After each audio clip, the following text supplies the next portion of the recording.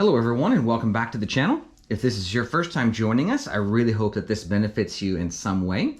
If you're returning for another video, I really appreciate you giving me the opportunity to entertain you or educate you in this case. Today I'm going to be showing you how to replace the caster block and the steering knuckle on the Traxxas Slash. This also works for the Rustler, the Stampede, and the Bandit. This will work in many other models as well, so it really just is a matter of tearing your vehicle apart and comparing a little bit of differences. Our basic tools we're going to be using in this case are a little cross wrench that's here, some kind of Allen wrench that you'll need to disassemble your vehicle. Now these are power drivers. You don't have to have these. You can use basic L wrenches or nice Allen drivers. Either will work.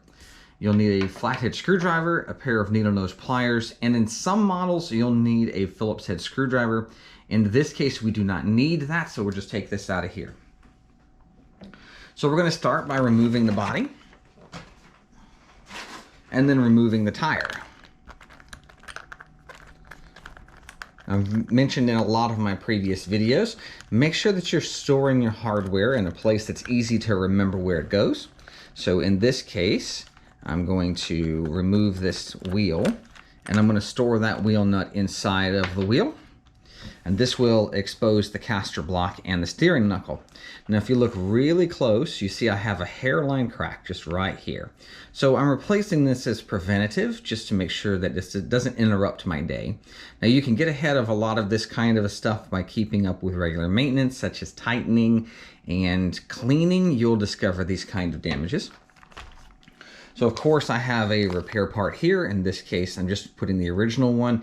This also works for the RPM one too, so you can certainly use that if you like.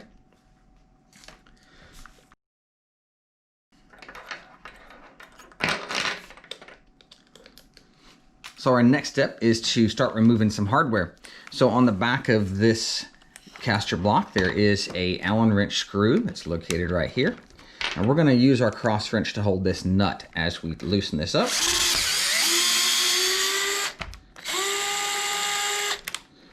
And again, storing our hardware in a place that's easy to remember where it goes. So I'm just going to thread that nut back onto that screw. And that way we know exactly where that belongs. We're going to continue disassembly by taking out our hinge pin that's located just here.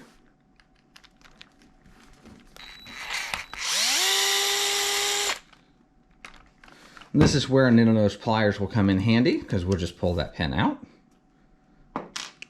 And one more time, we're going to store that in a place where it's easy to remember where it goes. And then finally, we'll use our little cross wrench again and our Allen wrench tool. Now in this case, we don't have to do too much worry about that screw that's here if we're just replacing the caster block. But in this case, I wanted to show you how to replace the knuckle as well. So I'm going to go ahead and remove that screw. You see how nice and easy using this little power driver is? You don't have to wear out your wrists trying to loosen or tighten things. You do need to be really careful with this tool because it can strip out screws. You'll notice that I did store that nut on that screw. And then we're going to take this second hinge pin out here. And that will disassemble that. I just dropped the caster block on the floor, but that will be okay because we don't need it. Now this assembly here, this is one of the things I wanted to show you. So taking this apart does not require you to twist anything. It actually requires a little pressure. So we'll take our flathead screwdriver. We'll wedge just underneath the drive hub and give it a little twist. And that will pop up your hub here. You remove this little pin that's located here and slip out your axle. Now in some models, see this washer that's here? In some models this washer is located on both sides. This one doesn't appear to have it, but remember it goes on the front because you do want to keep up with where that goes. And then take a little Allen wrench and push the bearing out from the inside. And again on this other side. And that's it. That is disassembled. Now since we're not going to replace this, I'm just going to go ahead and reassemble it for you. So bearing goes in, grab our axle, push it up from the bottom, put our washer back on top. The pin goes back in the hole. And push this down so that it lines up with the slot in the hex, and squeeze. Now you hear the click and you'll know that that is reinstalled. Now if you do struggle with grip strength, you can use a plier like this. This will open up a little bit larger so that you can actually get this in here to give a good squeeze. But this is an optional thing because, like I said, this doesn't take a lot of pressure. So that part of it is reassembled. Now we're going to grab our new part here.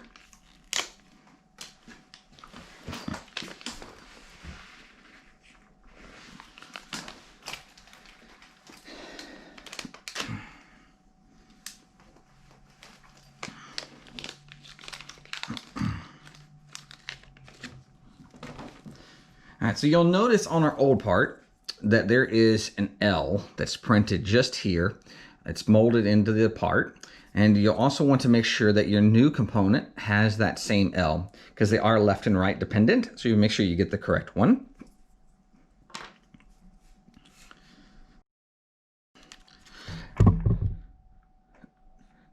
Now, as a tip on this screw right here, I like to pre-thread this hole.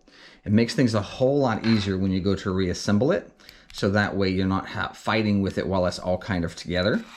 So just to give this a pre-thread here, make sure that your threads are kind of established for you. And you'll notice what I'm doing here. I'm putting that hardware back where it goes. This way I don't lose it.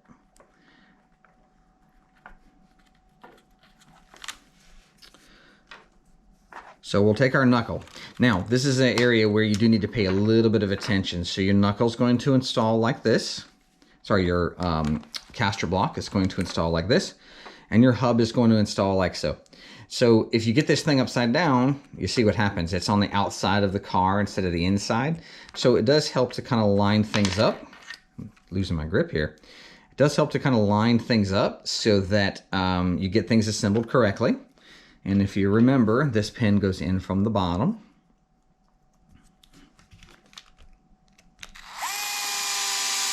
Now, like I mentioned before with these power drivers, you do want to be really careful not to strip screws. So I do like to hand tighten those instead of use the power driver.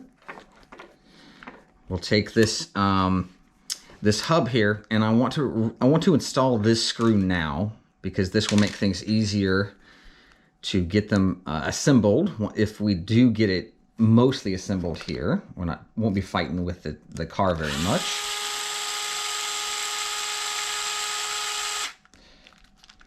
And same thing with the tightening here. So always tighten by hand so that you don't strip that screw.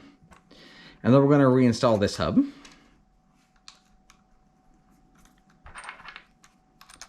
Tighten our nut.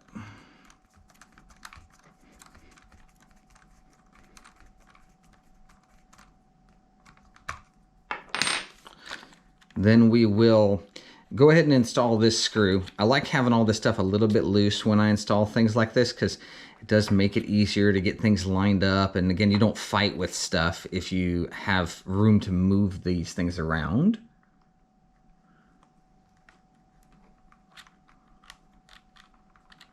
Just give it a little bit of a start.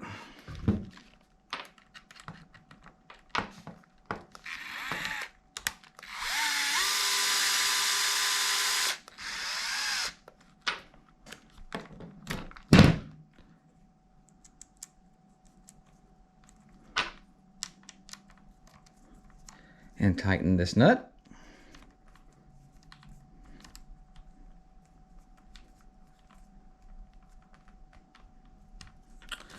And then reinstall this pin.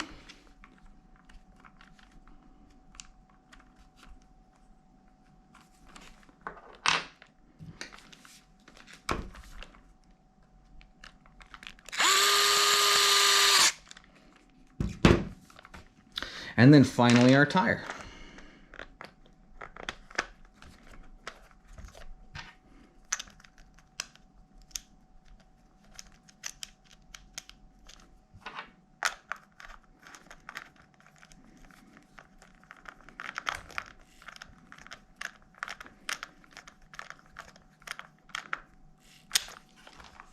And that is it. The repair is complete.